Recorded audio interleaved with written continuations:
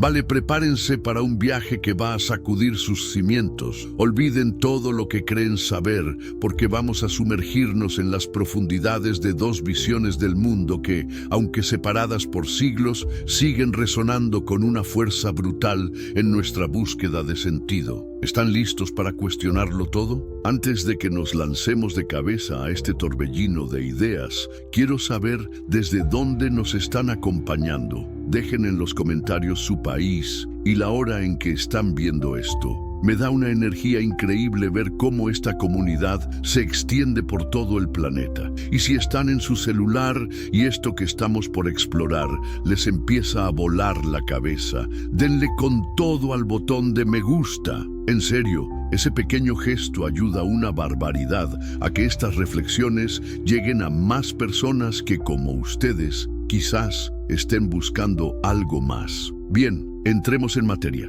¿Alguna vez se han detenido a pensar, en medio del caos de la vida moderna, en el origen de nuestras más profundas inquietudes existenciales? Esa sed de trascendencia, esa necesidad de entender nuestro lugar en el universo. ¿De dónde viene todo eso? No es una invención de nuestra era digital, se los aseguro. Para entender la magnitud de las respuestas que exploraremos, primero debemos viajar en el tiempo, a dos escenarios radicalmente distintos, pero unidos por una misma efervescencia del espíritu humano. Imaginen por un momento la Judea del siglo I. ¿Pueden sentirlo? El aire denso, cargado de una tensión palpable. No era un paraíso bucólico, para nada. Era una olla a presión. Por un lado, el Imperio Romano, con su bota de hierro, imponiendo su ley, sus impuestos, sus dioses ajenos. Calles polvorientas patrulladas por legionarios, símbolos de una ocupación que hería el orgullo de un pueblo con una historia milenaria y una fe inquebrantable. ¿Cómo creen que se sentía la gente común viviendo bajo ese yugo, viendo sus tradiciones amenazadas, su templo, el corazón de su identidad sometido a la voluntad de un César lejano? Pero la presión no era solo externa. Dentro de la propia sociedad judía, las corrientes eran turbulentas, a veces contradictorias. Teníamos a los saduceos, la aristocracia sacerdotal, pragmáticos, colaboracionistas hasta cierto punto con Roma para mantener el statu quo y el funcionamiento del templo. ¿Les suena familiar esa estrategia de adaptarse para sobrevivir? Luego estaban los fariseos, eruditos de la ley, buscando una piedad meticulosa en la vida diaria, intentando preservar la identidad judía a través de la observancia rigurosa de la Torá. Eran, en muchos sentidos, los guardianes de la tradición en un mundo cambiante. ¿No es admirable esa tenacidad por mantener viva una herencia ancestral? Y no podemos olvidar a los esenios, esos místicos ascetas que, desencantados con la corrupción que percibían en Jerusalén, se retiraban al desierto, esperando una intervención divina inminente, purificándose para el fin de los tiempos. ¿Se imaginan la intensidad de esa espera, la convicción de estar viviendo en el umbral de una nueva era? Y por supuesto los celotes, los más ardientes nacionalistas, listos para tomar las armas, creyendo que solo la violencia podría expulsar al invasor y restaurar el reino de Israel. ¿Quién podría culparlos por soñar con la libertad, aunque sus métodos fueran extremos? En medio de este crisol de esperanzas y desesperaciones, flotaba una idea poderosa, casi eléctrica: la expectativa mesiánica. Pero, ¿qué significaba realmente ser mesiánico en aquel entonces? No había un consenso único. Algunos esperaban un rey guerrero, un nuevo David, que aplastaría a los enemigos de Israel y restauraría la gloria del reino. Otros anhelaban un sacerdote perfecto que purificaría el templo y restauraría la verdadera adoración. Y había quienes soñaban con una figura celestial, un hijo del hombre que traería el juicio divino y un nuevo orden cósmico. ¿Se dan cuenta de la diversidad de anhelos proyectados en esta figura del Mesías? Era un lienzo en blanco donde cada grupo pintaba sus más profundas esperanzas de redención, ya fuera política, espiritual intelectual o una mezcla de ambas. Este era el caldo de cultivo, la tierra fértil y a la vez convulsa, donde la figura de Jesús de Nazaret emergería, desafiando y cumpliendo a su manera muchas de estas expectativas. Ahora, hagamos un salto cuántico de casi 16 siglos y aterricemos en otro epicentro de transformación, la Ámsterdam del siglo XVII. El panorama, completamente diferente, pero no menos revolucionario. Estamos en el corazón del siglo de oro neerlandés. Imaginen los canales bulliciosos, los barcos mercantes llegando de todos los rincones del mundo conocido, trayendo no solo especias y sedas, sino también ideas. Ámsterdam era un faro de una relativa tolerancia en una Europa todavía desgarrada por guerras de religión. Suena idílico, ¿verdad? Pero no se equivoquen. La tolerancia tenía sus límites. Los Países Bajos se habían independizado recientemente del yugo español y el calvinismo era la religión dominante, aunque existía una compleja convivencia con otras confesiones, como luteranos, menonitas y, crucialmente para nuestra historia, judíos. Esta ciudad era un hervidero de comercio, sí, pero también de ciencia, de arte. Piensen en Rembrandt, en Vermeer y, fundamentalmente, de filosofía. René Descartes, el padre de la filosofía moderna, vivió y publicó muchas de sus obras aquí. ¿Por qué? Porque en Ámsterdam se respiraba un aire de libertad intelectual que era difícil de encontrar en otras partes de Europa. Se podían imprimir libros que en otros lugares te llevarían directamente a la hoguera. ¿No es fascinante cómo ciertos lugares se convierten en crisoles del pensamiento humano? Dentro de este vibrante mosaico, la comunidad judía de Ámsterdam era particular. Muchos eran sefardíes, descendientes de aquellos judíos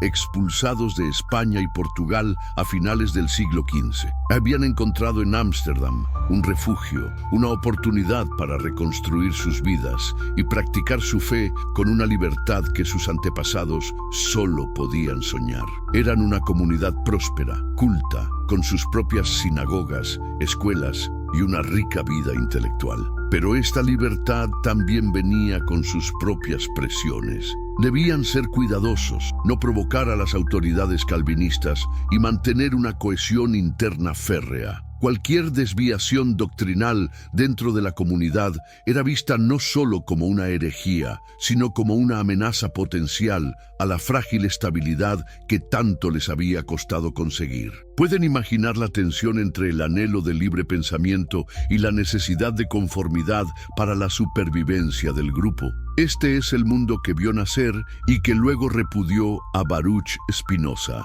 Entonces, tenemos estos dos mundos. La Judea del siglo I, anhelando una intervención divina para liberarse de la opresión y la impureza, y la Ámsterdam del siglo XVII, rebosante de nuevos descubrimientos y debates intelectuales, pero aún lidiando con los fantasmas del dogma y la intolerancia. ¿Qué une a estos dos escenarios tan dispares? La eterna semilla de la inquietud humana. En ambos contextos, aunque de maneras muy diferentes, la gente buscaba respuestas, buscaban libertad.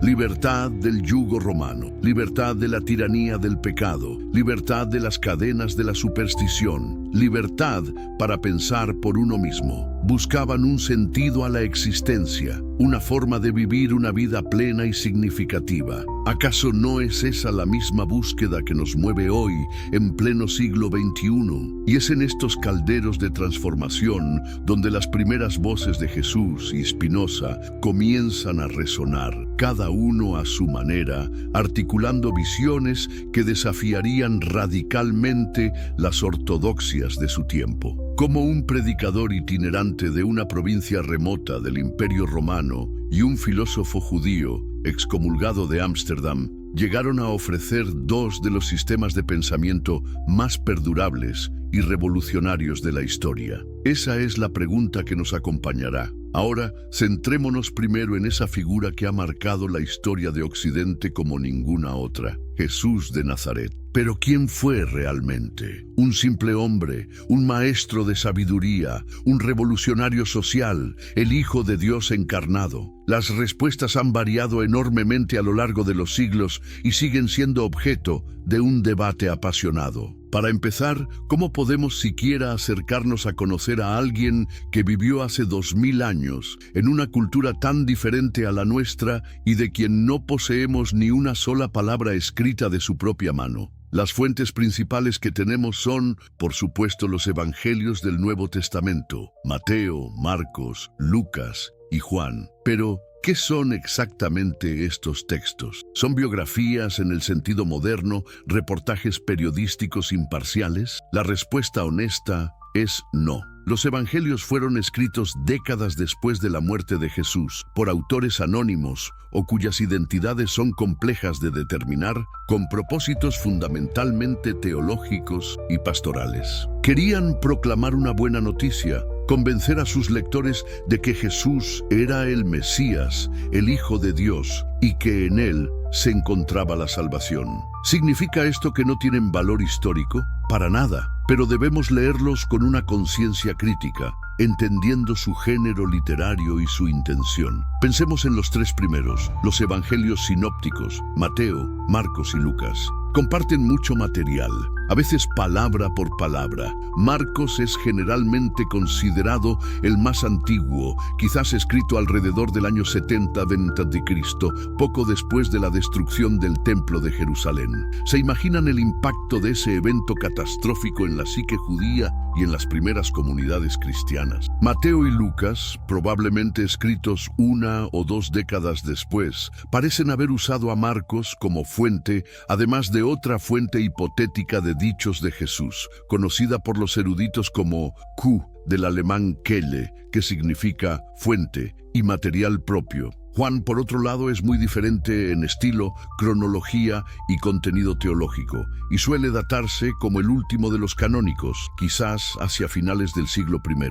¿No es fascinante este rompecabezas literario y cómo los primeros cristianos lucharon por articular quién era Jesús y qué significaba su vida? Además de los evangelios canónicos, existieron otros textos, los llamados evangelios apócrifos o no canónicos, como el Evangelio de Tomás, el de Pedro o el de María Magdalena. Algunos de ellos contienen dichos o narrativas que podrían tener ecos de tradiciones antiguas, mientras que otros son claramente desarrollos posteriores, a veces con influencias gnósticas. ¿Por qué unos fueron incluidos en el canon y otros no? Esa es otra historia apasionante de decisiones eclesiásticas, debates teológicos y la formación de la ortodoxia. Y luego tenemos algunas breves menciones, a menudo crípticas o polémicas, en fuentes no cristianas. Historiadores romanos, como Tácito y Plinio el Joven, y el historiador judío Flavio Josefo, hacen referencia a Cristo o a los cristianos. Aunque estas menciones son escasas y a veces debatidas en su autenticidad o interpretación, nos confirman que para finales del siglo I y principios del segundo, la figura de Jesús y el movimiento que generó ya eran lo suficientemente notorios como para llamar la atención fuera de los círculos cristianos. ¿No es increíble cómo una figura de una provincia marginal pudo generar tales ondas? Ahora, si tomamos los evangelios canónicos como nuestra guía principal, ¿cuál es la narrativa central que presentan? Comienza con un nacimiento virginal, anunciado por ángeles en Belén, la ciudad de David, cumpliendo así, según los evangelistas, antiguas profecías. ¿Un evento histórico literal o una profunda afirmación teológica sobre la identidad única de Jesús? Continúa con un ministerio público relativamente breve, quizás de 1 a 3 años, principalmente en la región de Galilea y luego en Judea. Un ministerio caracterizado por enseñanzas impactantes, las parábolas, el Sermón del Monte, por curaciones y exorcismos que eran vistos como señales del poder del reino de Dios irrumpiendo en el mundo. Milagros como intervenciones sobrenaturales o como poderosos actos simbólicos de restauración y liberación. Esta narrativa culmina en la pasión, la última cena con sus discípulos, la traición, el arresto, el juicio ante las autoridades judías y romanas, el Sanedrín y Poncio Pilato, la crucifixión, una forma de ejecución romana brutal reservada para esclavos y rebeldes. Y luego, el clímax de la fe cristiana, la resurrección al tercer día, las apariciones a sus seguidores y la ascensión. Este es el Cristo de la fe, la figura venerada por miles de millones a lo largo de la historia. Pueden sentir el drama cósmico que esta narrativa evoca. Pero, ¿qué podemos decir del Jesús histórico, del hombre detrás del mito, si se me permite la expresión? Aunque mito aquí no significa falso, sino una narrativa cargada de significado trascendente. Los eruditos han dedicado bibliotecas enteras a esta búsqueda, a veces llamada la búsqueda del Jesús histórico. Es un esfuerzo por tamizar los evangelios y otras fuentes para discernir qué elementos son más probablemente atribuibles al Jesús terrenal y cuáles reflejan la fe y la teología de la iglesia primitiva. No es una tarea fácil, y las conclusiones varían enormemente. Lo que sí parece claro es que Jesús fue un judío del siglo I.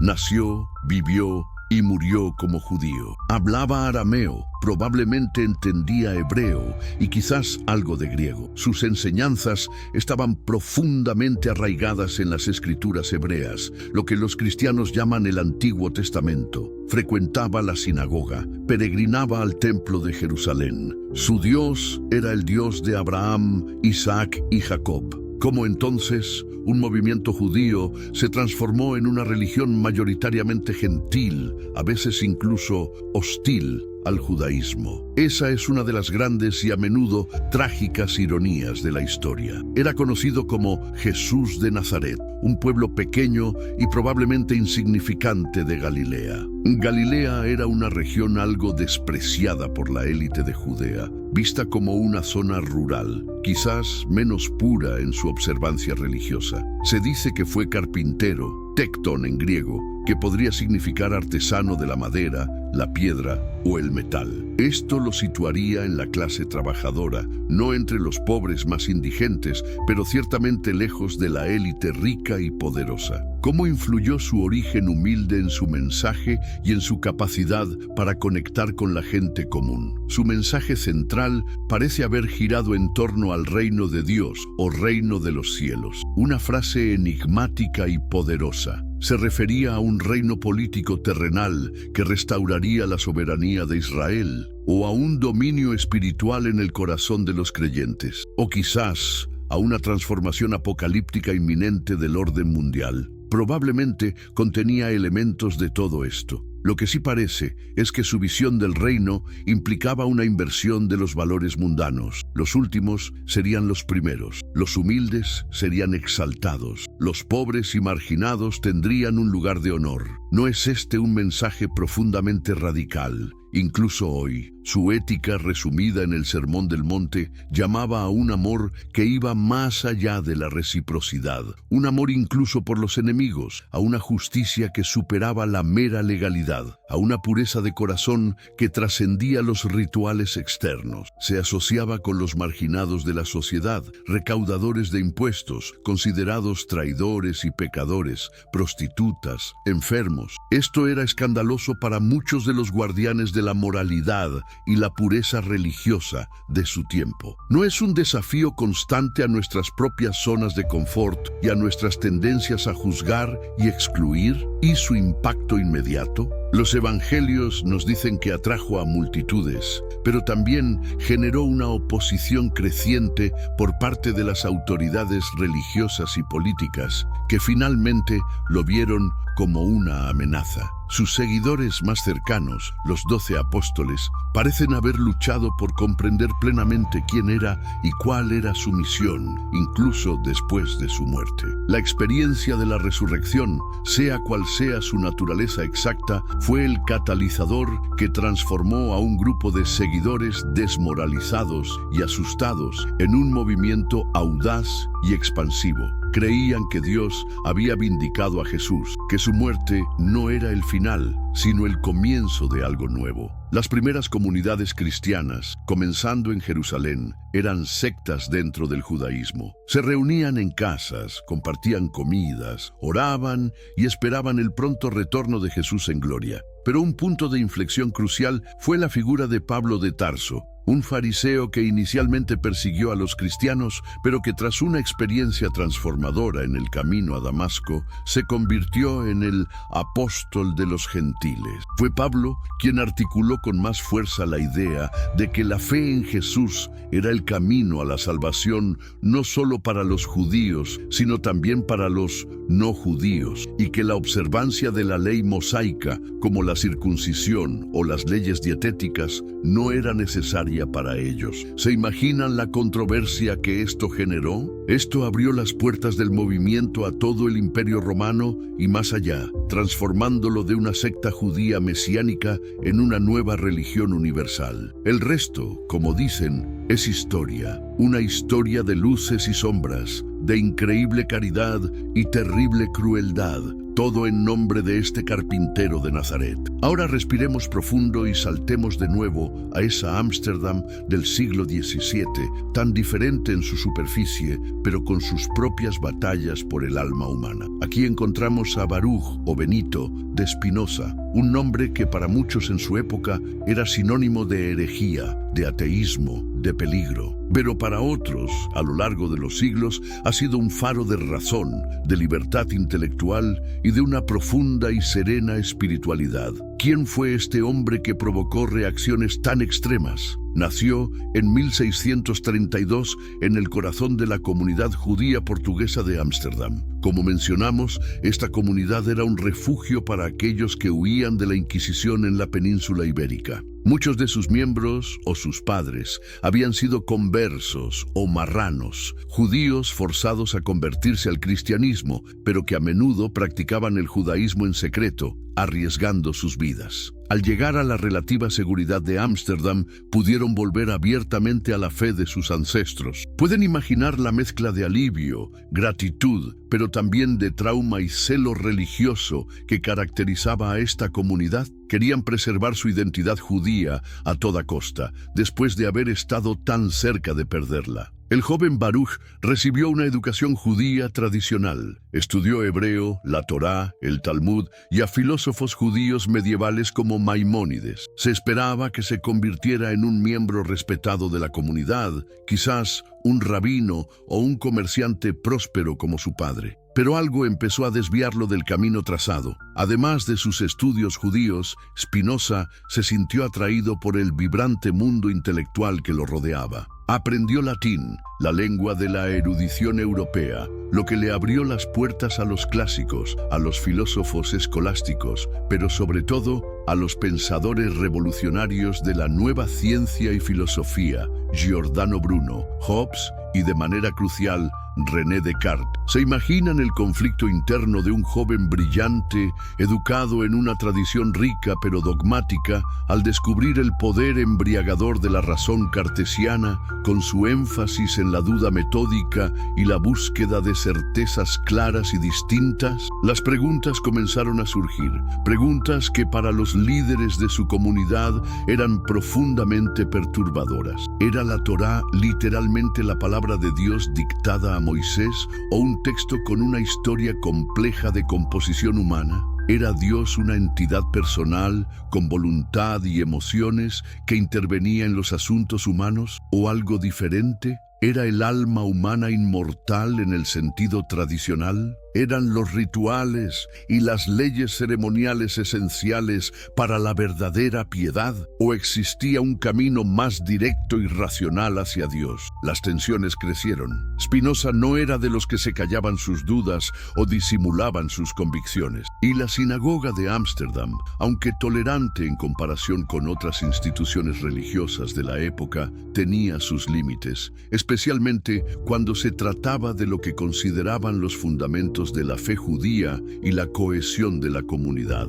Temían que las ideas heterodoxas de Spinoza pudieran atraer la atención hostil de las autoridades calvinistas y poner en peligro la precaria seguridad de todos los judíos de la ciudad. En julio de 1656, a la temprana edad de 23 años, Baruch de Spinoza fue sometido al cherem, la excomunión más severa. Fue expulsado de la comunidad judía, maldecido con palabras terribles, y se prohibió a cualquier judío tener contacto con él. pueden dimensionar la brutalidad de ese acto para un joven que había crecido enteramente dentro de esa comunidad. Perdió a su familia, a sus amigos, su red de apoyo social y económico. Fue, en muchos sentidos, un paria. Pero esta ruptura, por dolorosa que fuera, también fue una liberación. Libre de las restricciones de la ortodoxia comunitaria, Spinoza pudo dedicarse por completo a su búsqueda filosófica. Para ganarse la vida de forma modesta e independiente,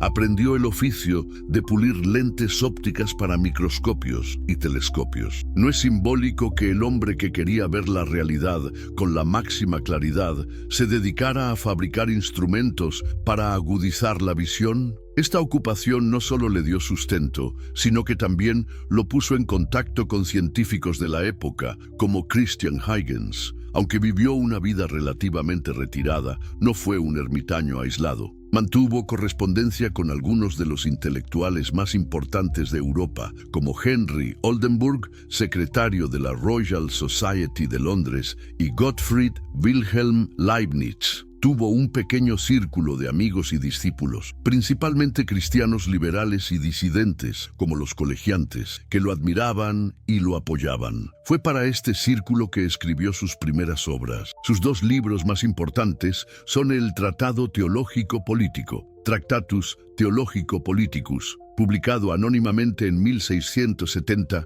y su obra maestra, La Ética demostrada según el orden geométrico, Ética, Ordine Geométrico Demonstrata, publicada póstumamente en 1677, poco después de su muerte prematura a los 44 años, probablemente debido a una enfermedad pulmonar agravada por el polvo de vid. Río de su trabajo. El Tratado Teológico Político ya fue una bomba. En él, Spinoza defendía la libertad de pensamiento y de expresión como esencial para la paz y la estabilidad del Estado. Realizó una crítica bíblica radical, argumentando que las Escrituras no debían leerse como un tratado científico o filosófico, sino como una guía moral destinada a fomentar la obediencia y la caridad en personas de entendimiento común. Sostuvo que los milagros, tal como se entendían popularmente, eran imposibles, ya que violarían las leyes inmutables de la naturaleza,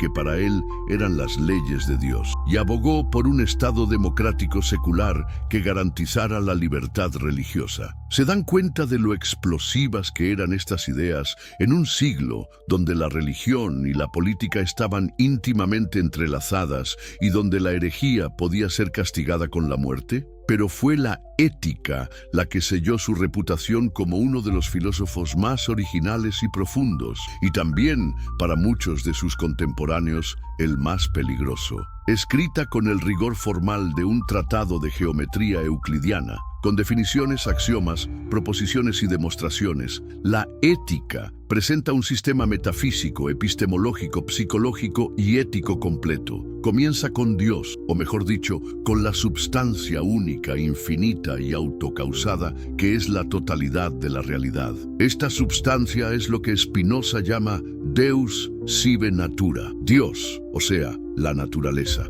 No un Dios personal, trascendente, creador del universo desde fuera, sino un Dios que es el universo, con todas sus leyes inmutables. Todo lo que existe es una modificación o un modo de esta única substancia. Pueden empezar a ver por qué esto horrorizó a tantos teólogos tradicionales, tanto judíos como cristianos. Parecía eliminar la distinción entre creador y creación y negar un Dios que interviene, juzga y redime. Este sistema filosófico llevó a Spinoza a ser calificado de ateo por muchos, aunque él mismo se consideraba profundamente religioso en el sentido de buscar la unión con Dios a través de la comprensión racional. Otros lo llamaron panteísta, todo es Dios, aunque su sistema es más complejo que un simple panteísmo. El escándalo spinozista no fue solo teológico, sino también político y moral. Si todo sucede por necesidad, de acuerdo con las leyes de la naturaleza, Dios, ¿dónde queda el libre albedrío humano? ¿Somos responsables de nuestras acciones? Si Dios no es un legislador que da mandamientos y castiga a los pecadores, ¿cuál es el fundamento de la moralidad?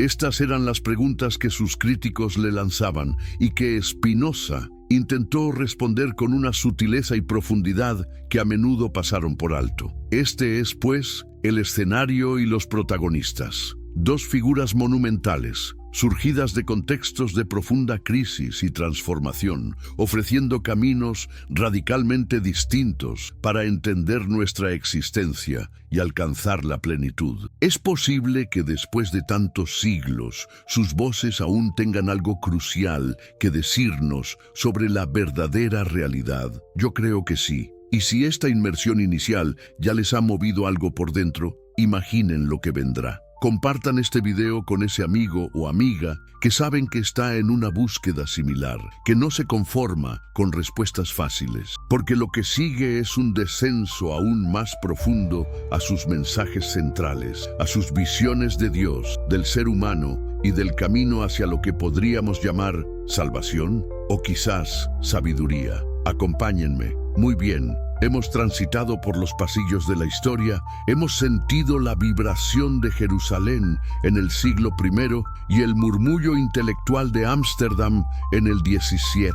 Hemos conocido a los hombres, Jesús y Spinoza, en sus contextos, sus luchas, sus rupturas. Pero ¿qué hay de sus mensajes? ¿Qué fue aquello tan potente que dijeron, tan revolucionario, que sus ecos nos alcanzan hoy con una nitidez asombrosa, obligándonos a detenernos y escuchar? Porque una cosa es el mensajero y otra, muy distinta y a veces incluso más trascendente, es el mensaje mismo. ¿Están listos para desentrañar el núcleo de sus enseñanzas, aquello que encendió llamas de esperanza y también hogueras de controversia? Empecemos por el mensaje que brotó de los polvorientos caminos de Galilea. Cuando Jesús inició su ministerio público, ¿cuál fue el estandarte que enarboló, la frase que encapsulaba la urgencia y la promesa de su venida? Los evangelios son claros. Arrepiéntanse, porque el reino de los cielos se ha acercado. Una frase aparentemente sencilla, pero cargada de una dinamita espiritual que sacudió los cimientos de su tiempo. Pero detengámonos un momento. ¿Qué diablos significaba reino de los cielos o reino de Dios para sus oyentes judíos del siglo I? ¿Y qué podría significar para nosotros, tan alejados de aquel mundo? No era, como algunos podrían imaginar, una referencia etérea a una vida después de la muerte en algún paraíso lejano. No principalmente. Para un judío del siglo I, el reino de Dios evocaba la soberanía de Yahvé sobre toda la creación, un anhelo profundo de que la voluntad de Dios se hiciera en la tierra como en el cielo, aquí y ahora. Era la esperanza de la restauración de Israel, sí, pero también de la justicia, la paz y la redención para toda la humanidad. ¿Se trataba entonces de un programa político para derrocar a los romanos? Algunos quizás lo esperaban así. ¿O era una transformación interior, una revolución en el corazón humano? Otros lo veían de esa manera. Lo fascinante del mensaje de Jesús es que su concepto del reino parecía abrazar y a la vez trascender todas estas expectativas. Cuando Jesús decía que el reino se ha acercado, transmitía una inminencia, una urgencia. No era algo para un futuro distante e indefinido. Estaba irrumpiendo en el presente, en su persona, en sus palabras, en sus acciones. ¿Se imaginan la conmoción? Era como si la frontera entre el cielo y la tierra se estuviera volviendo porosa, y la puerta de entrada a este reino no era la observancia meticulosa de cientos de preceptos legales, ni la pureza ritual, ni el poder político o militar. Era el arrepentimiento, la metanoia. Y aquí, de nuevo, necesitamos desempolvar el significado. Metanoia no es simplemente sentir remordimiento por los pecados cometidos. Es mucho más radical. Es un cambio completo de mente y de corazón. Una reorientación total de la vida. Un dar la espalda a los viejos caminos para abrazar una nueva forma de ser y de ver el mundo. ¿No es esto algo que, en el fondo, todos anhelamos en algún momento de nuestras vidas? La posibilidad de un nuevo comienzo radical. Y si el reino de Dios era el qué de su mensaje, el Sermón del Monte, tal como lo recoge el Evangelio de Mateo, es el cómo. Es la carta magna de este reino, la descripción de cómo es la vida bajo la soberanía de Dios. ¿Y qué encontramos allí?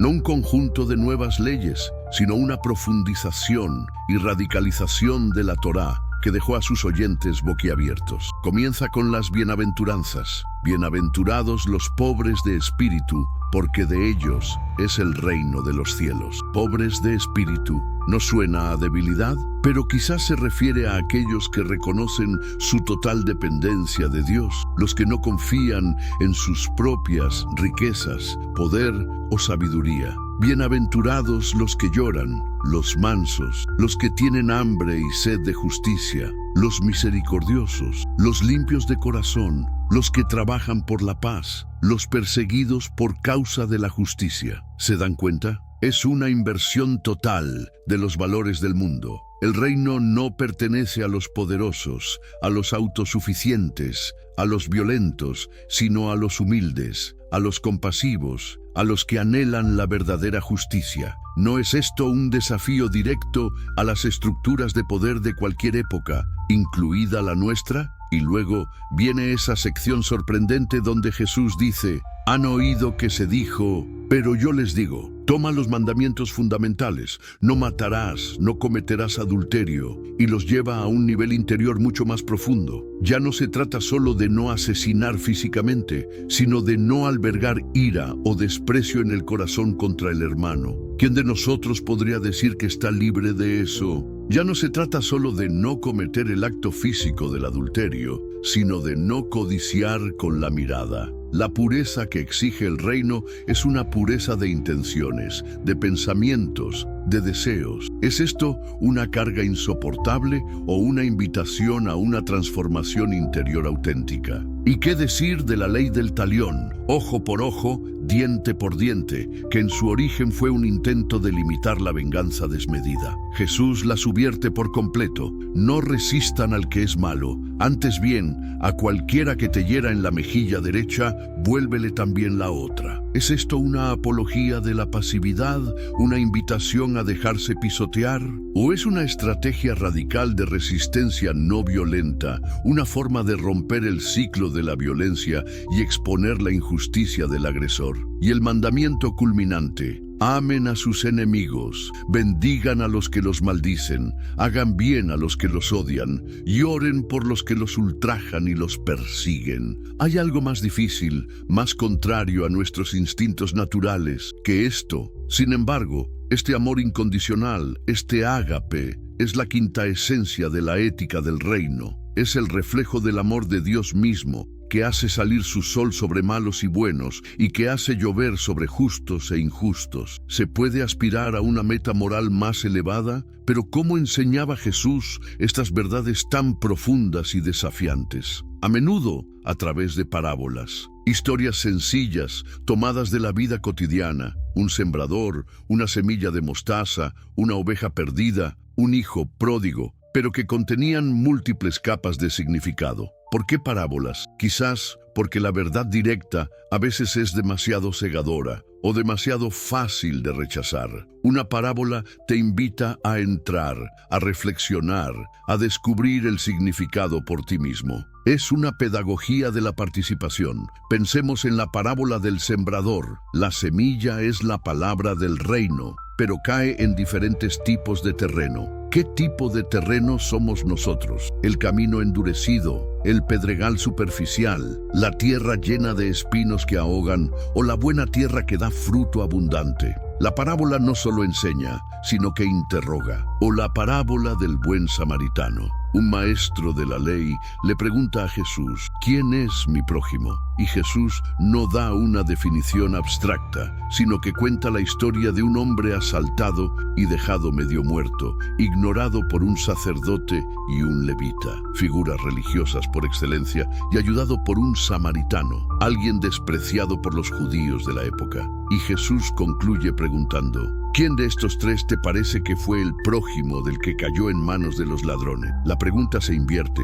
No es ¿quién califica como mi prójimo?, sino ¿a quién me hago yo prójimo? ¿No es esto una llamada a una compasión sin fronteras que derriba barreras sociales, religiosas y étnicas? Y luego están los milagros, curaciones de leprosos, ciegos, paralíticos, exorcismos de endemoniados, la multiplicación de los panes, caminar sobre las aguas, incluso la resurrección de muertos como Lázaro. ¿Cómo entender estos relatos? Para muchos en nuestra era científica, los milagros son un obstáculo, una imposibilidad. Pero en el contexto del siglo I, eran vistos como señales del poder de Dios, como manifestaciones de que el reino estaba efectivamente irrumpiendo. No eran meros espectáculos de magia. Cada milagro tenía un significado. Las curaciones mostraban la compasión de Dios y la restauración de la persona a la plenitud y a la comunidad. Los exorcismos simbolizaban la victoria sobre las fuerzas del mal y del caos que deshumanizan. La multiplicación de los panes evocaba el maná del desierto y apuntaba a la abundancia del banquete mesiánico. ¿Eran estos eventos históricos literales o relatos simbólicos cargados de verdad teológica? Quizás la pregunta no es o esto o aquello, sino ambos y. Lo crucial es que para sus seguidores, estos actos eran la prueba de que Jesús actuaba con la autoridad y el poder de Dios. Finalmente, ¿cuál es el objetivo de todo esto? La salvación. Una palabra que hoy puede sonar desgastada o exclusivamente religiosa. Pero soteria en griego, o Yeshua en hebreo, de donde por cierto viene el nombre de Jesús, Yehoshua, que significa Yahvé salva, implica mucho más que ir al cielo después de morir. Significa sanación, liberación, plenitud, restauración de la relación rota con Dios, con los demás y con uno mismo. Y para Jesús, esta salvación no se alcanza primariamente por el esfuerzo humano, por la acumulación de méritos o por la perfecta observancia de la ley. Es fundamentalmente un don de Dios, un acto de pura gracia, charis. ¿Y cómo se accede a esta gracia? Por la fe, pistis. Y de nuevo, fe no es solo creer un conjunto de doctrinas con la cabeza. Es confianza radical, es entrega, es una lealtad personal a Jesús y a su camino. Es la respuesta del corazón humano a la iniciativa amorosa de Dios. Claro que esta fe debe manifestarse en obras de amor y justicia, como nos recuerda la epístola de Santiago, no como un medio para ganar la salvación, sino como el fruto natural de una vida transformada por la gracia. ¿No es liberador pensar que nuestra aceptación por Dios no depende de nuestra perfección, sino de su amor incondicional? Este es, a grandes rasgos, el núcleo incandescente del mensaje de Jesús. Un mensaje que llamó a un cambio radical, que proclamó la irrupción de un reino de valores invertidos, que enseñó una ética del amor sin límites y que ofreció una salvación basada en la gracia divina acogida por la fe. Un mensaje que, inevitablemente, lo llevó a un choque frontal con las autoridades de su tiempo y finalmente a la cruz. Pero esa es otra parte de la historia que exploraremos más adelante. Ahora, permítanme llevarlos de nuevo a los canales de Ámsterdam, al estudio silencioso donde Baruch Spinoza, ese hereje bendito, pulía lentes y, más importante aún, pulía ideas que iban a cambiar para siempre el curso de la filosofía. Si el mensaje de Jesús se centró en el reino de Dios y la salvación por la fe, ¿cuál fue la buena nueva que Spinoza ofreció a una humanidad sedienta de comprensión? Su mensaje fue uno de liberación, sí, pero una liberación alcanzada no a través de la revelación divina o la intervención sobrenatural, sino a través del poder implacable de la razón humana. La piedra angular de todo el edificio filosófico de Spinoza, expuesta con un rigor que él aspiraba a ser matemático en su ética demostrada según el orden geométrico, es su concepción de Dios. Olvídense del Dios personal, antropomórfico, legislador y juez de las tradiciones abrahámicas. El Dios de Spinoza es radicalmente diferente. Él lo llama Deus sive natura, Dios, o sea, la naturaleza. ¿Qué significa esto? Significa que Dios y la naturaleza no son dos realidades distintas, sino una y la misma. Dios es la substancia única,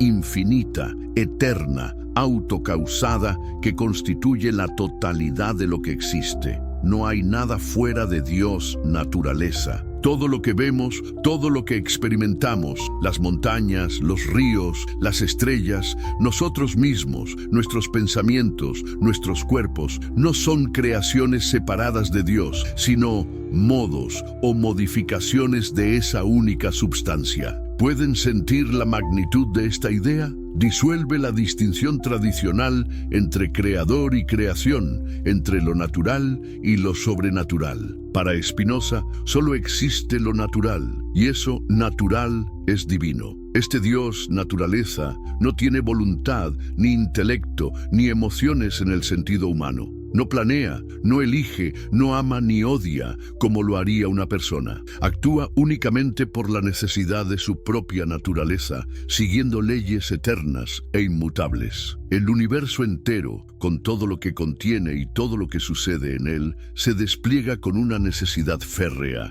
como las proposiciones de un teorema geométrico se derivan de sus axiomas. ¿Suena esto frío, impersonal, incluso aterrador? Para muchos de sus contemporáneos, así fue. Lo acusaron de ateísmo, porque este Dios no se parecía en nada al Dios al que estaban acostumbrados a rezar. Pero para Spinoza, esta concepción era la fuente de la más profunda paz y beatitud. ¿Por qué? Porque si entendemos que todo sucede por necesidad divina, dejamos de luchar contra la realidad, dejamos de lamentarnos por lo que no puede ser de otra manera. Y aquí entramos en uno de los puntos más controvertidos y a menudo malentendidos de Spinoza, su determinismo. Si todo está determinado por las leyes de Dios, naturaleza, ¿dónde queda la libertad humana? ¿Somos simples marionetas en manos de un destino ciego? Spinoza diría que sí, si entendemos la libertad como un libre albedrío caprichoso, como la capacidad de elegir algo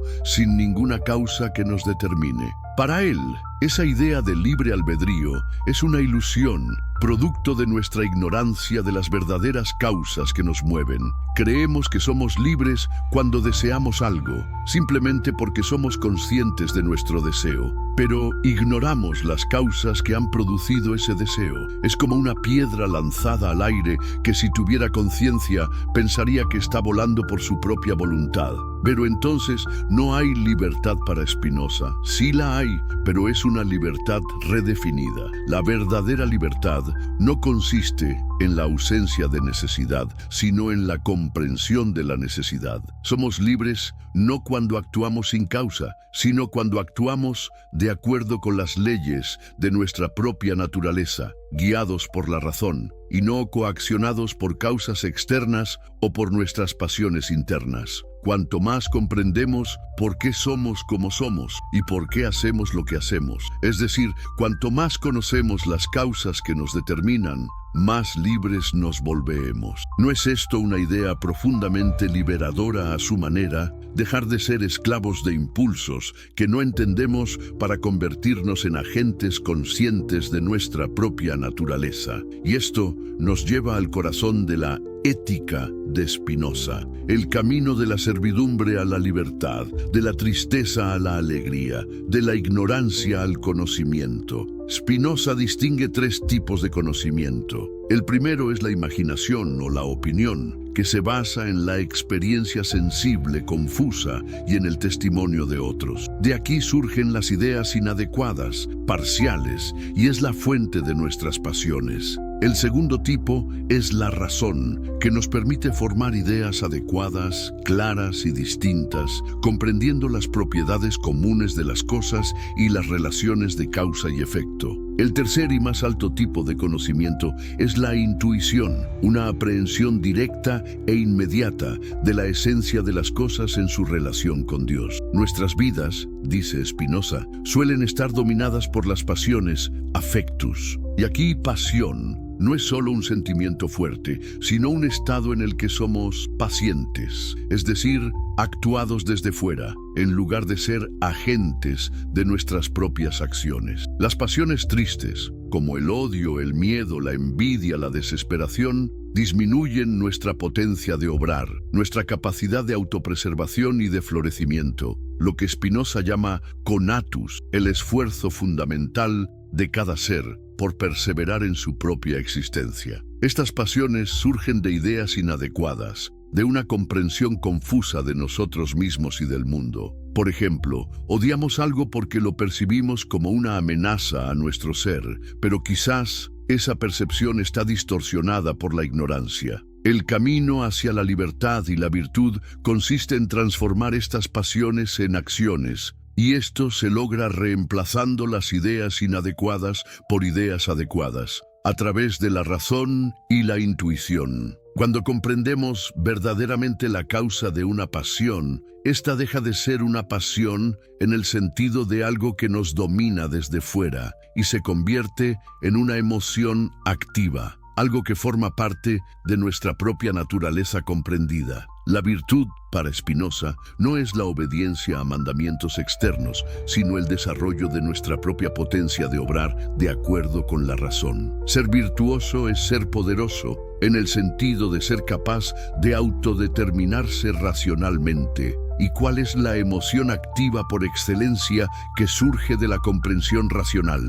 La alegría, la etitia, que es el pasaje a una mayor perfección, a una mayor potencia de obrar. Y la culminación de este camino ético e intelectual es lo que Spinoza llama el amor dei intellectualis, el amor intelectual a Dios. ¿Qué es esto? No es el amor de un Dios personal hacia nosotros, ni nuestro amor emocional hacia un ser trascendente. Es una forma de alegría y de amor que surge de la comprensión intuitiva de Dios, naturaleza, como la causa eterna y necesaria de todas las cosas, incluida nuestra propia existencia. Es ver todas las cosas sub specie aeternitatis, bajo la perspectiva de la eternidad. Cuando alcanzamos este estado, comprendemos nuestro lugar en el orden eterno del universo, nos sentimos unidos a esa totalidad divina y experimentamos una paz y una satisfacción profundas que nada ni nadie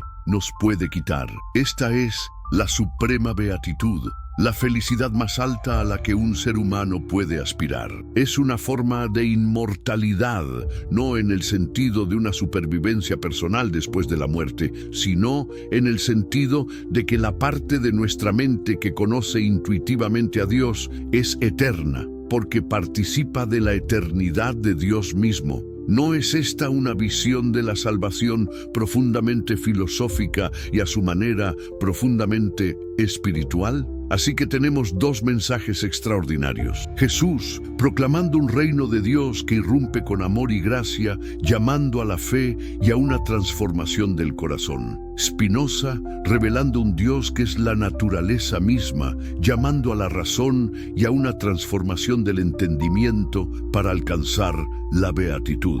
Ambos ofrecen liberación, pero por caminos muy diferentes. ¿Son estos caminos totalmente opuestos e irreconciliables? ¿O hay quizás puntos de contacto inesperados entre el carpintero de Nazaret y el pulidor de lentes de Ámsterdam? Antes de que se me olvide, si esta exploración les está pareciendo tan fascinante como a mí y están en su celular, denle un buen golpe al botón de me gusta. Esa pequeña acción ayuda muchísimo a que este tipo de contenido llegue a más personas curiosas. Ahora, la pregunta que surge inevitablemente es, ¿cómo se comparan sus concepciones de Dios? Porque aquí radica quizás la diferencia más fundamental y la que tiene las implicaciones más profundas para todo lo demás. ¿Estamos hablando del mismo Dios, visto desde ángulos diferentes, o de realidades divinas fundamentalmente distintas? El Dios de Jesús, tal como se nos presenta en los Evangelios, es eminentemente personal. Jesús se dirige a él como Abba, una palabra aramea íntima que podríamos traducir como papá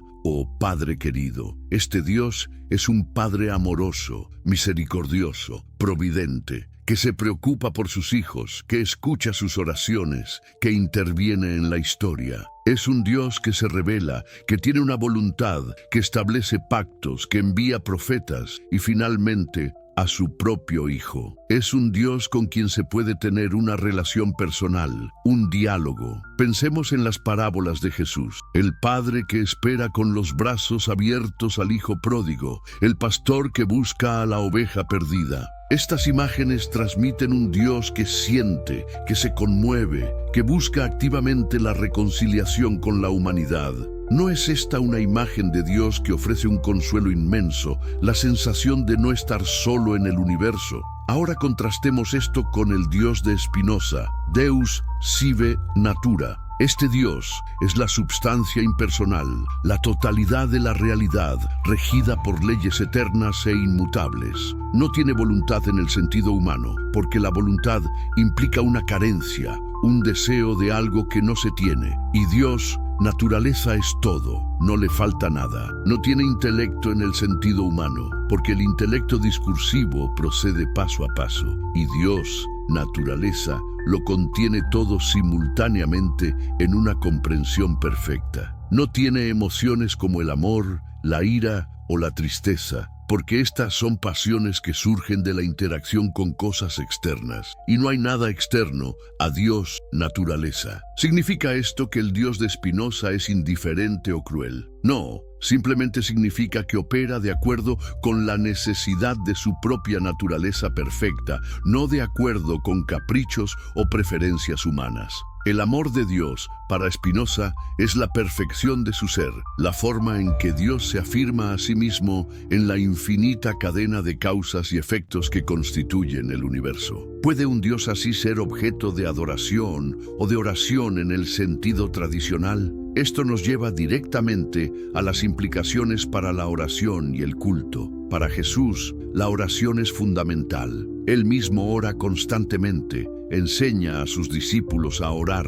El Padre Nuestro es el ejemplo supremo. La oración es comunión con el Padre, es petición, es intercesión, es acción de gracias, es alabanza. El culto, ya sea en el templo o en las reuniones de sus seguidores, es una expresión comunitaria de esta relación con un Dios que escucha y responde. Pero ¿qué sentido tendría rezarle al Dios de Spinoza? Si Dios, naturaleza, opera por leyes inmutables y necesarias, ¿cómo podría una oración cambiar algo? Pedirle a Dios que altere el curso de los acontecimientos sería como pedirle que viole su propia naturaleza, lo cual es imposible. Para Spinoza, la forma más elevada de culto o relación con Dios no es la petición, sino la comprensión. Es el esfuerzo intelectual por conocer las leyes de la naturaleza, por entender nuestro lugar en ella y por vivir en armonía con ese orden racional. La oración, en un sentido espinosista, podría ser una forma de meditación, de contemplación de la belleza y la necesidad del universo, una forma de alinear nuestra mente con la mente infinita de Dios, naturaleza. Los rituales y las ceremonias religiosas para Spinoza pueden tener un valor social y moral para la cohesión de la comunidad y para guiar a aquellos que viven según la imaginación, pero no son esenciales para la verdadera piedad que reside en la razón y la virtud. ¿Ven qué diferentes son estas perspectivas sobre cómo nos relacionamos con lo divino? Y esto se conecta con la distinción entre trascendencia e inmanencia. El Dios de Jesús es a la vez trascendente e inmanente. Trascendente en el sentido de que es el creador, distinto y por encima de su creación. Está en los cielos, pero también es inmanente. Está presente y activo en el mundo, especialmente a través de su Espíritu que puede habitar en los creyentes. Hay una relación entre Dios y el mundo, pero también una distinción. Para Spinoza, en cambio, la inmanencia es radical y absoluta. Dios no está en el mundo como algo separado que entra en él. El mundo está en Dios, o mejor dicho, el mundo es un aspecto de Dios. No hay nada fuera de Dios, naturaleza. No hay un más allá trascendente en el sentido de un reino separado. La totalidad de la realidad es Dios. Implica esto que debemos adorar a los árboles y a las piedras, no en un sentido simplista. Significa reconocer que todo lo que existe participa de la divinidad de la única substancia y que la comprensión de las leyes que rigen esas cosas es una forma de comprender a Dios. Finalmente, ¿cuál es la fuente última de autoridad y verdad en cada sistema? Para Jesús, aunque valoraba profundamente las escrituras hebreas, su propia palabra y su propia persona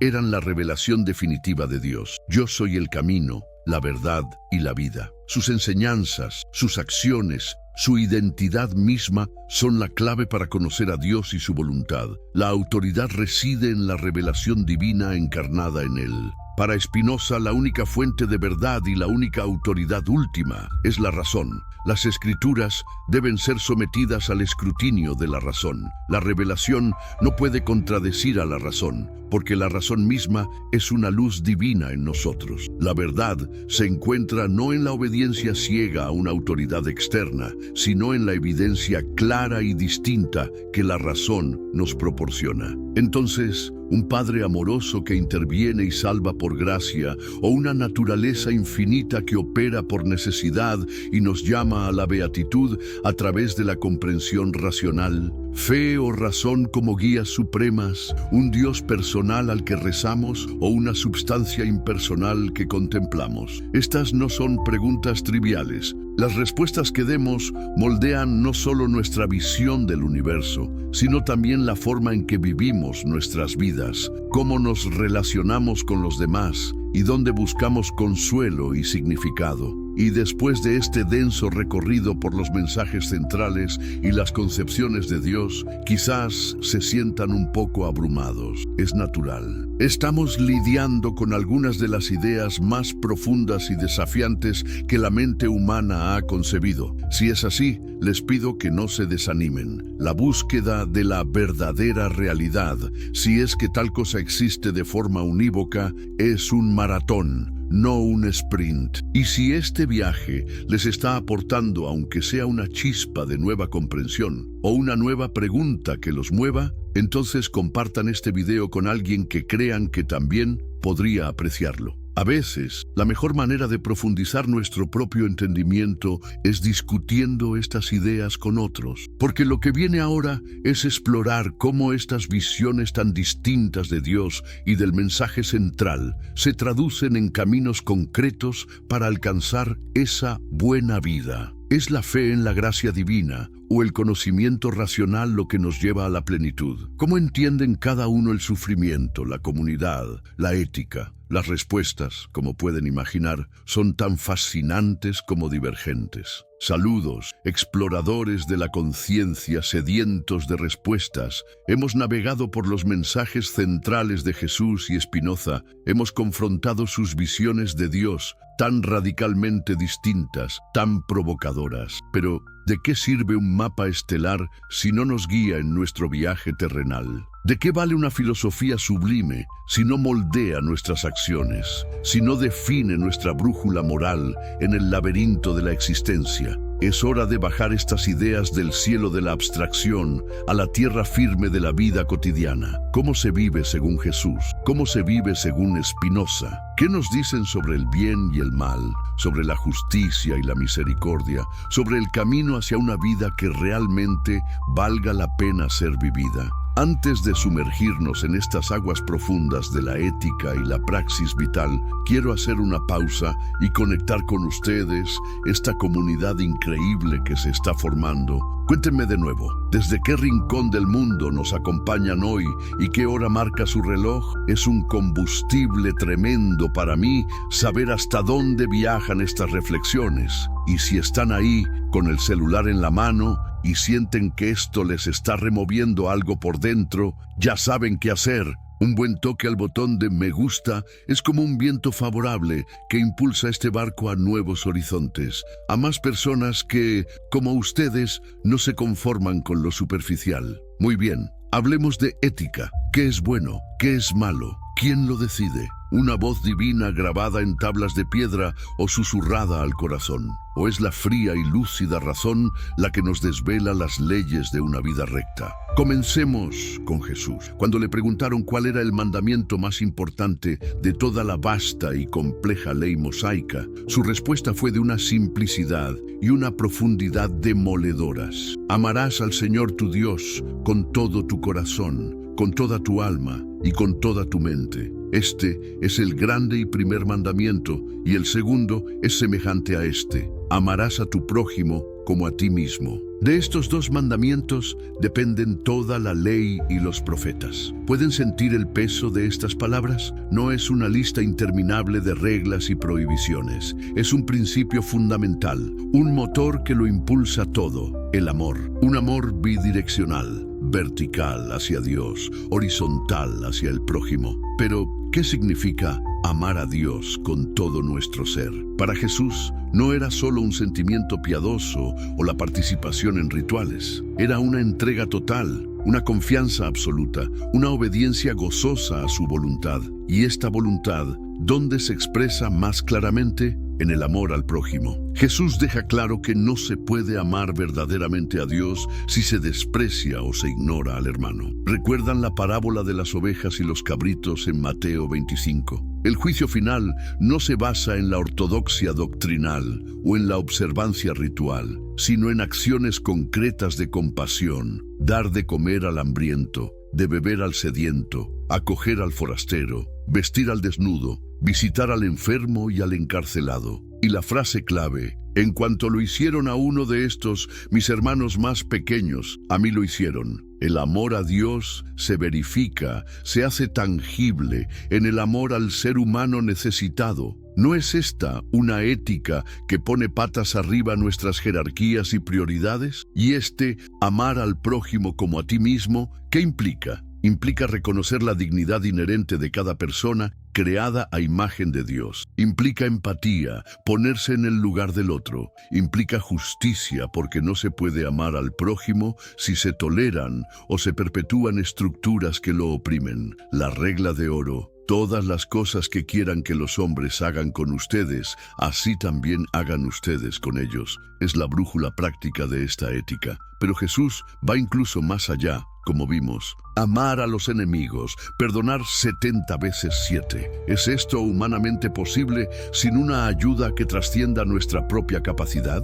Para Jesús, esta ética del amor radical no es una invención humana, sino un reflejo del carácter mismo de Dios, que es amor. Sean misericordiosos, como su Padre es misericordioso. ¿No es este el desafío ético más grande que se nos ha presentado jamás? Ahora, viajemos al universo racional de Spinoza. Si para Jesús la fuente de la ética es la voluntad revelada de un Dios personal, para Spinoza la moralidad se deduce de la naturaleza misma del ser humano y de las leyes universales de Dios, naturaleza. Todo ello a través de la razón. ¿Qué es bueno en el sistema espinosista? Aquello que nos es verdaderamente útil, aquello que aumenta nuestra potencia de obrar, nuestra capacidad de actuar y de pensar, aquello que nos lleva a una mayor perfección y alegría. ¿Y qué es malo? Aquello que disminuye nuestra potencia de obrar, lo que nos entristece, lo que nos somete a las pasiones. Esto podría sonar a un egoísmo hedonista, pero nada más lejos de la realidad. Para Spinoza, el mayor bien para el ser humano es el conocimiento de Dios, naturaleza, porque solo a través de este conocimiento podemos comprender nuestro verdadero lugar en el universo y actuar de acuerdo con nuestra naturaleza racional. La virtud no es la obediencia a mandamientos externos, sino el acto mismo de vivir bajo la guía de la razón. Y cuando vivimos según la razón, descubrimos que nuestro mayor bien está intrínsecamente ligado al bien de los demás. ¿Por qué? Porque somos seres sociales. El hombre es un Dios para el hombre, dice Spinoza, citando un proverbio antiguo. Nada es más útil para un ser humano que otro ser humano que vive bajo la guía de la razón. La amistad, la benevolencia, la justicia, la cooperación no son impuestas desde fuera, sino que se descubren como las estrategias más racionales para aumentar nuestra propia potencia y la de la comunidad. ¿No es fascinante cómo, por caminos tan distintos, se puede llegar a valorar la interconexión humana, y aquí surge una diferencia crucial en cómo entienden el mal o el pecado. Para Jesús, el pecado, amartia, errar el blanco, es una transgresión de la voluntad de Dios, una ofensa que daña nuestra relación con Él y con los demás. Implica culpabilidad y la necesidad de arrepentimiento y perdón divino. Pensemos en la parábola del hijo pródigo. El hijo peca contra su padre, reconoce su error, se arrepiente y es recibido con un perdón inmerecido. Para Spinoza, en cambio, lo que llamamos mal o pecado no es, en esencia, una ofensa contra un Dios personal, porque Dios, naturaleza, no se ofende. Es más bien el resultado de la ignorancia, de tener ideas inadecuadas, de ser dominado por las pasiones que disminuyen nuestra potencia. El mal es un grado menor de perfección o realidad. Alguien que actúa mal es alguien que actúa desde la confusión, la debilidad, la servidumbre a sus afectos tristes. La cura no es tanto el perdón divino como el conocimiento, la comprensión racional que nos libera de esas pasiones y nos permite actuar virtuosamente. Pero ¿puede un determinista como Spinoza hablar de responsabilidad moral? Sí, en el sentido de que somos responsables de esforzarnos por comprender y por vivir según la razón. Cuanto más comprendemos, más capaces somos de actuar bien. ¿Y qué hay de la justicia y la misericordia? En Jesús vemos un énfasis constante en la misericordia, a veces incluso por encima de una justicia estrictamente retributiva. La mujer sorprendida en adulterio, a quien Jesús salva de la lapidación diciendo: el que de ustedes esté sin pecado, sea el primero en arrojar la piedra contra ella. ¿No es un llamado a la autocrítica antes que al juicio implacable? La justicia de Dios para Jesús no es solo castigo, sino también restauración, y su misericordia es el motor de esa restauración. Además, la justicia para Jesús tiene una dimensión social muy fuerte. La denuncia de la opresión de los pobres, la crítica a la hipocresía de los poderosos. En Spinoza, la justicia en una sociedad racional es aquello que promueve el bien común, garantizando que cada individuo pueda desarrollar su potencia y vivir seguro. Las leyes deben ser racionales y aplicadas imparcialmente. La misericordia, entendida como una pasión, la tristeza causada por el mal ajeno, puede ser irracional si nos lleva a actuar contra la razón. Sin embargo, la benevolencia, la generosidad, la firmeza de ánimo, entendidas como acciones guiadas por la razón, son virtudes esenciales. El sabio espinosista busca el bien para sí mismo y para los demás, no por mandato divino, sino porque la razón le muestra que es el camino hacia una mayor perfección y alegría para todos. Ven las sutilezas y las profundas diferencias en estas concepciones éticas. Ahora, si estas son las brújulas morales, ¿cómo se traducen en un camino concreto hacia la buena vida? ¿Qué significa vivir una vida plena y significativa según Jesús y según Spinoza? Y aquí quiero que piensen en sus propias vidas. ¿Qué buscan ustedes cuando anhelan una buena vida? ¿Paz interior, propósito, comunidad, trascendencia? Para Jesús, la buena vida es inseparable del discipulado y la comunión. Él dijo: yo he venido para que tengan vida y para que la tengan en abundancia. ¿Pero qué es esta vida en abundancia? No es necesariamente riqueza material o ausencia de problemas. Es una vida vivida en relación íntima con Dios y en servicio amoroso a los demás. Ser discípulo de Jesús implica seguir sus pasos, aprender de sus enseñanzas, imitar su ejemplo de humildad, servicio y entrega. Implica tomar la cruz, es decir, estar dispuesto a sacrificar los propios intereses egoístas por amor a Dios y al prójimo. ¿Suena esto atractivo en nuestra cultura que a menudo exalta el yo y la autogratificación instantánea? Esta vida se nutre de la comunión con Dios a través de la oración personal y comunitaria, de la meditación en las Escrituras, que para los cristianos incluyen los relatos y enseñanzas de Jesús, y de la participación en los los sacramentos o las ordenanzas, como el bautismo y la Santa Cena o Eucaristía, que son vistos como medios por los cuales Dios comunica su gracia y fortalece a los creyentes. Y crucialmente, la vida cristiana no es un camino solitario. Se vive en el contexto de la Iglesia, la comunidad de fe. ¿Por qué? Porque es en la comunidad donde se practica el amor mutuo, el perdón, el apoyo, la corrección fraterna. Ámense los unos a los otros, sopórtense los unos a los otros, anímense los unos a los otros. La vida cristiana es intrínsecamente comunitaria y se cree que el Espíritu Santo, la presencia activa de Dios, habita en la comunidad y en cada creyente, dándoles poder, guía y consuelo para vivir esta vida de discipulado. No hay una belleza profunda en esta visión de una vida compartida, sostenida por algo más grande que uno mismo. Para Spinoza, la buena vida es la beatitud que se encuentra en la autonomía racional y la comprensión de Dios, naturaleza. Como vimos, la beatitud no es el premio que se recibe después de haber vivido virtuosamente. Es la virtud misma, es la alegría intrínseca que acompaña al acto de comprender y de vivir según la razón. Es un camino de autoliberación progresiva de la tiranía de las pasiones. El miedo, la ira, la envidia, la esperanza y el temor infundados que nos perturban y disminuyen nuestra potencia. ¿Se imaginan una vida donde estas emociones turbulentas ya no dictan nuestras acciones y nuestra paz interior? El esfuerzo constante es vivir bajo la guía de la razón, buscando ideas adecuadas, claras y distintas sobre nosotros mismos y sobre el mundo. Esto implica un trabajo intelectual, sí, una disciplina mental, pero el resultado es una profunda tranquilidad del ánimo, una aquiescentia in se ipso, una satisfacción serena que proviene de saber que estamos actuando de acuerdo con nuestra verdadera naturaleza y en armonía con el orden eterno del universo. La amistad, para Spinoza, es importante, pero la amistad más valiosa es aquella basada en la razón y en la búsqueda compartida de la verdad.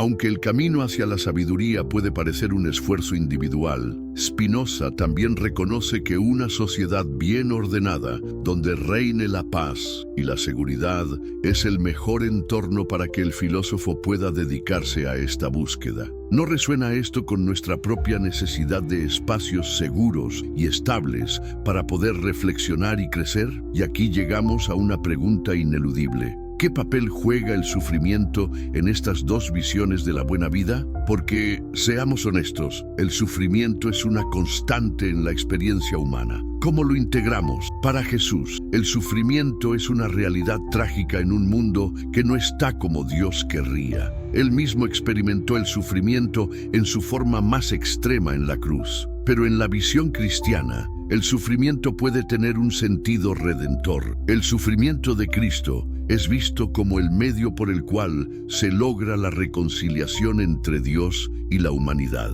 Y para el creyente, el sufrimiento puede ser una oportunidad para crecer en la fe, para desarrollar la perseverancia, para unirse más íntimamente a Cristo en sus padecimientos y para mostrar compasión y solidaridad con otros que sufren. Hay una esperanza de consuelo divino en medio del dolor y una promesa de que al final el sufrimiento será vencido. ¿No ofrece esto una perspectiva que puede dar sentido incluso a las experiencias más oscuras? Para Spinoza, el sufrimiento, en forma de pasiones tristes como la tristeza, el miedo o la angustia, surge fundamentalmente de nuestra ignorancia, de tener ideas inadecuadas sobre las causas de los acontecimientos y de nuestra incapacidad para controlar los factores externos que nos afectan. El sufrimiento no tiene un valor redentor intrínseco. El objetivo del sabio no es buscar el sufrimiento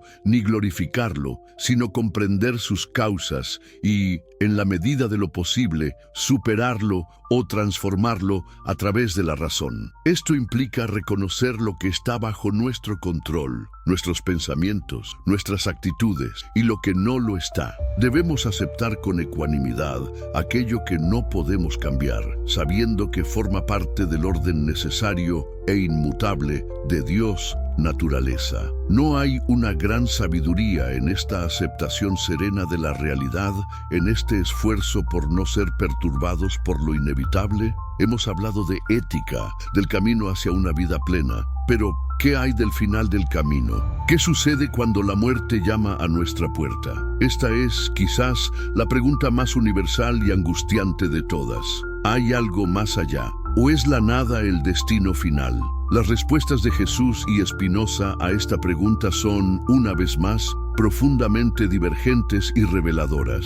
La tradición judeocristiana en la que se inserta Jesús desarrolló, especialmente en los siglos previos a su venida, una creencia en la resurrección de los muertos, no una mera inmortalidad del alma, sino una restauración de la persona completa, cuerpo y alma. Los fariseos, por ejemplo, defendían esta creencia contra los saduceos, que la negaban. Para Jesús y sus seguidores, la resurrección no era una especulación filosófica, sino una esperanza anclada en el poder de Dios. Y la resurrección de Jesús mismo, 3 días después de su crucifixión, se convirtió en la piedra angular de la fe cristiana, la primicia y la garantía de la futura resurrección de quienes creen en él. ¿Se imaginan el impacto transformador de esta creencia en aquellos primeros discípulos que habían visto a su maestro morir de la forma más ignominiosa? Pero, ¿qué tipo de cuerpo resucitado? El apóstol Pablo,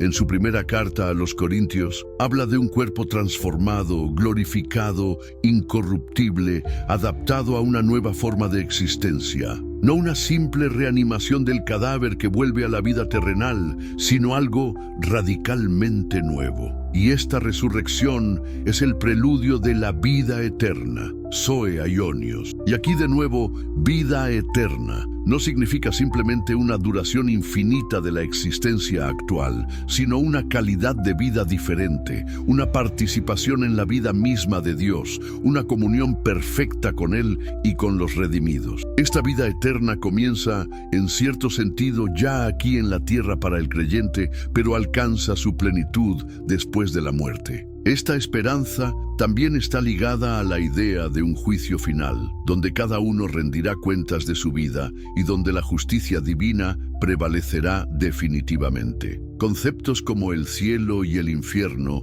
aunque interpretados de maneras muy diversas a lo largo de la historia cristiana, apuntan a las consecuencias últimas de nuestras elecciones y de nuestra relación con Dios. Y la visión final no es solo la salvación individual, sino la redención de toda la creación, cielos nuevos y tierra nueva, donde mora la justicia. ¿No es esta una esperanza cósmica, una visión de una restauración total que anhela el corazón humano? Ahora, volvamos a la quietud del estudio de Spinoza. ¿Qué nos dice él sobre el más allá? Su respuesta es sutil, profunda y para muchos, quizás desconcertante. Spinoza no habla de una resurrección del cuerpo ni de una inmortalidad personal en el sentido tradicional de la supervivencia del yo individual con sus memorias, sus pasiones y su conciencia particular. Para él, todo lo que pertenece al ámbito de la imaginación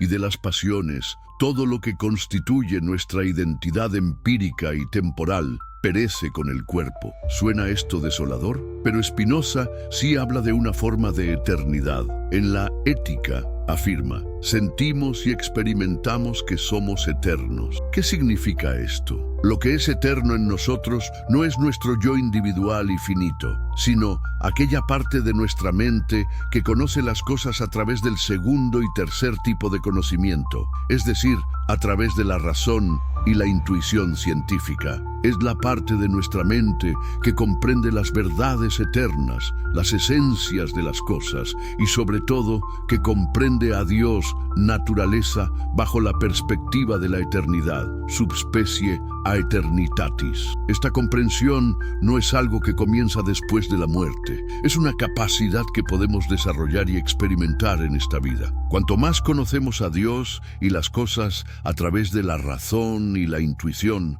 más participa nuestra mente de la eternidad de Dios mismo. ¿Es esto una inmortalidad personal? No en el sentido de que Baruch Spinoza, con sus recuerdos y peculiaridades, vaya a seguir existiendo como tal, pero sí en el sentido de que la comprensión racional y el amor intelectual a Dios, que son las actividades más altas de la mente, son en sí mismos eternos, porque se conectan con lo que es eterno en la realidad. No hay una nobleza particular en esta visión de una eternidad alcanzada a través de la sabiduría. ¿Qué tipo de consuelo y esperanza ofrecen estas dos visiones tan diferentes? La visión de Jesús ofrece el consuelo de un Dios personal que nos ama, que ha vencido a la muerte y que promete una reunión futura, una vida de comunión gozosa y sin fin en un cuerpo glorificado. Ofrece la esperanza de una justicia final donde todo lo torcido será enderezado y todo sufrimiento será enjugado. Para millones de personas a lo largo de la historia, esta ha sido una fuente de inmenso consuelo frente al dolor, la pérdida y la propia mortalidad. La visión de Spinoza ofrece un consuelo diferente, más austero quizás, pero no menos profundo para quienes lo abrazan. Es el consuelo que proviene de la verdad racionalmente comprendida, de la liberación del miedo a la muerte, que es una pasión basada en la imaginación, y de la paz interior que surge de aceptar el orden necesario del universo. La esperanza no está puesta en un más allá personal, sino en la beatitud que se puede alcanzar aquí y ahora a través de la comprensión y el amor intelectual a Dios. Para Spinoza, el sabio piensa en nada menos que en la muerte. Su sabiduría es una meditación no de la muerte, sino de la vida. ¿No es esto un llamado a vivir plenamente el presente, encontrando la eternidad en la profundidad de la comprensión? Y, finalmente, ¿cómo impactan estas visiones del más allá en la forma en que vivimos nuestra vida presente? Para el seguidor de Jesús, la esperanza de la resurrección y la vida eterna es un poderoso motivador para vivir una vida de santidad,